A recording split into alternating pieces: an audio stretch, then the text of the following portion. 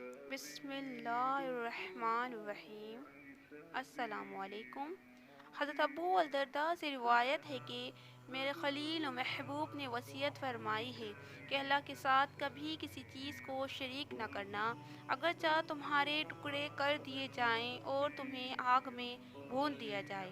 اور خبردار کبھی جان بوجھ کر نماز نہ چھوڑنا، کیونکہ جس نے کثرت نماز چھوڑ دی تو اس کے بارے میں وہ ذمہ داری ختم ہو گئی جو اللہ کی طرف سے اس کے وفادار اور صاحب ایمان بندوں کے لیے ہے، اور خبردار شراب کبھی نہ پینا، کیونکہ وہ ہر برائی کی کنجی ہے۔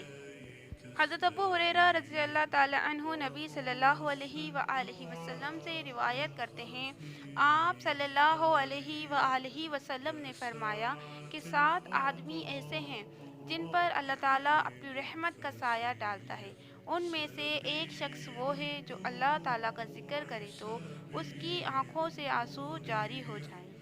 حضور صلی اللہ علیہ وآلہ وسلم نے فرمایا، جب تم میں سے کوئی جوتا پہنے تو داہنے پاؤں سے شروع کرے، اور جب نکالے تو بائیں سے شروع کرے۔ ہونا یوں چاہیے کہ داہنا پاؤں پہننے میں پہلا ہو اور نکالنے میں آخری۔ سیدنا ابو ہریرہ رضی اللہ تعالی عنہ سے روایت ہے کہ رسول اللہ صلی اللہ علیہ وآلہ وسلم نے فرمایا، سب سے برا نام جس پر روز قیامت اللہ تعالیٰ کے ہاں شرمندگی ہوگی، یہ ہے کہ آدمی اپنے آپ کو شہنشاہ کہلوائے۔ حضرت علی رضی اللہ تعالی عنہ سے روایت ہے، وہ بیان کرتے ہیں، انہوں نے رسول اللہ صلی اللہ علیہ وآلہ وسلم سے سنا، آپ صلی اللہ علیہ وآلہ وسلم نے سود کھانے والے، کھلانے والے، تحریر کرنے والے اور صدقہ نہ دینے والے پر لعنت کی، نیز آپ صلی اللہ علیہ وآلہ وسلم نوحہ گری سے منع فرماتے تھے۔ رسول اللہ صلی اللہ علیہ وآلہ وسلم نے فرمایا کہ ہر گناہ میں سے جتنا چاہے اور جب چاہے اللہ تعالیٰ معاف کر دیتا ہے، لیکن ماں باپ کی نافرمانی کے گناہ کا مواخذہ دنیا ہی سے شروع ہو جاتا ہے، اسے معاف نہیں کیا جاتا۔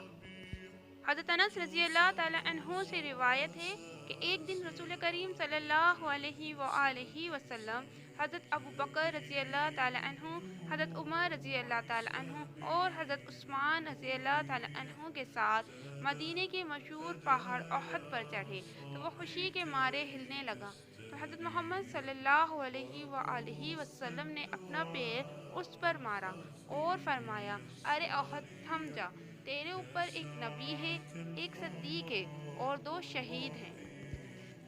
حضور صلی اللہ علیہ وآلہ وسلم نے فرمایا، اذان اور اقامت کے درمیان دعائیں رد نہیں ہوتی، لہٰذا دعا مانگا کرو۔ حضرت ابو ہریرہ رضی اللہ تعالی عنہ روایت کرتے ہیں کہ رسول اللہ صلی اللہ علیہ وآلہ وسلم نے ارشاد فرمایا کہ جمعے کے دن میں ایک گھڑی ایسی ہوتی ہے کہ اگر کسی مسلمان بندے کو حسن اتفاق سے خاص اس گھڑی میں خیر اور بھلائی کی کوئی چیز اللہ تعالیٰ سے مانگنے کی توفیق مل جائے تو اللہ تعالیٰ اس کو وہ چیز عطا فرما دیتا ہے۔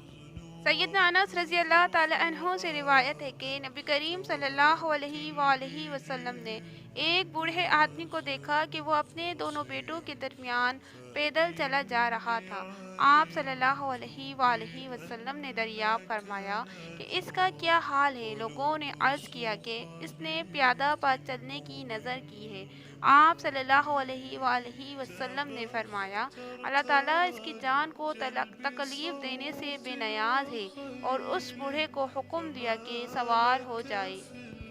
ابو ہریرہ رضی اللہ تعالی عنہ سے روایت ہے، رسول اللہ صلی اللہ علیہ وآلہ وسلم نے فرمایا، جب تم میں کوئی نماز پڑھتا ہے تو شیطان اس کی نماز میں شبہ ڈالتا ہے، اس کو یاد نہیں رہتا کہ کتنی رکعتیں پڑھی۔ جب تم میں کسی کو ایسا اتفاق ہو تو بیٹھے بیٹھے 2 سجدے کرے۔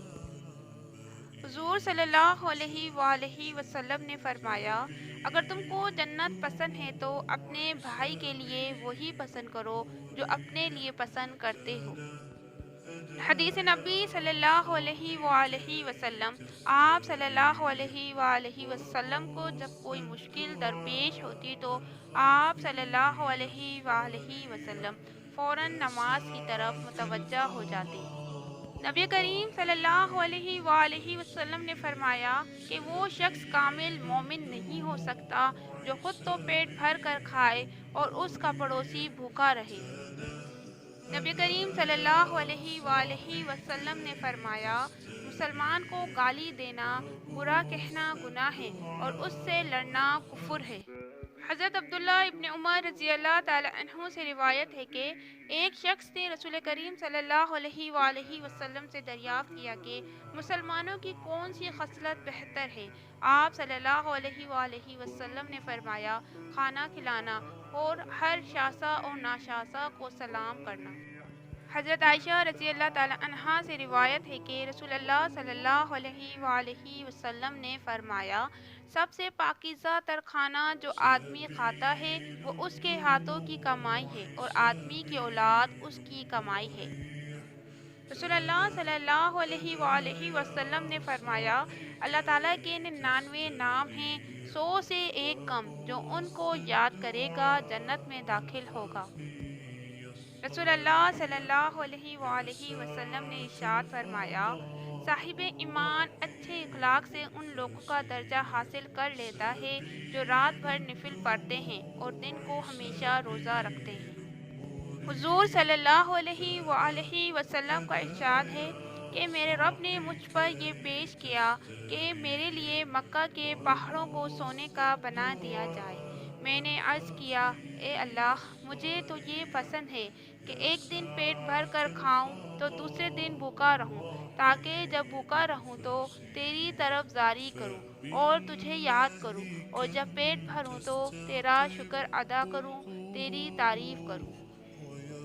مزید اچھی اور اسلامک ویڈیو کے لیے ہمارے چینل کو سبسکرائب کریں تاکہ ہماری آنے والی ہر نئی ویڈیو آپ کو مل سکے۔ شکریہ۔